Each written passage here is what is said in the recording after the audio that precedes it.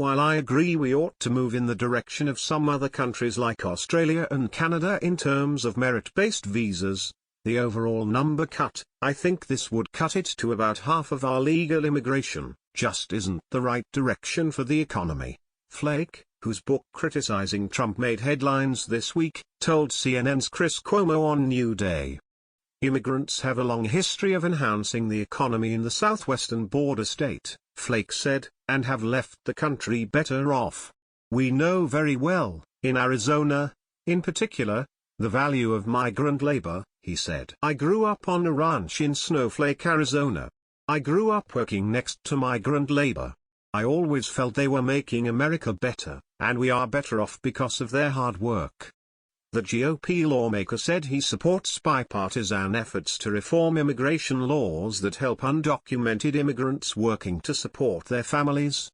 I've been very supportive of immigration reform that first secures the border, and if we have interior enforcement, but that we have a humane and generous mechanism for those who have crossed the border illegally simply to support their family and haven't committed criminal acts, other than crossing the border, he said. And also to have robust temporary worker programs to allow us to have the labor we need to benefit our economy.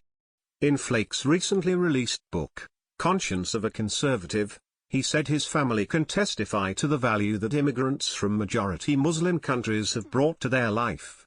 I have a chapter in there about some doctors that saved my father-in-law.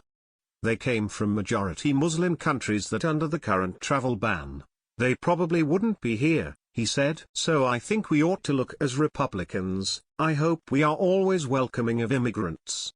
During a Wednesday press briefing, White House senior advisor Stephen Miller discussed Trump's legislation when CNN's Jim Acosta invoked the famous poem inscribed in the base of Statue of Liberty that beckons the world's tired, poor, huddled masses yearning to breathe free to America's shores.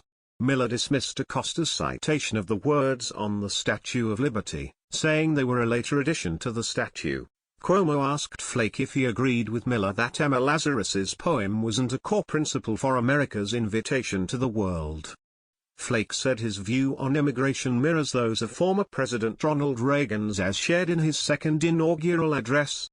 He talked about what he saw America as, the shining city on the hill, and that if we obviously couldn't have open borders, we shouldn't have, but we should have doors that swing wide for those that want to come here, the senator said.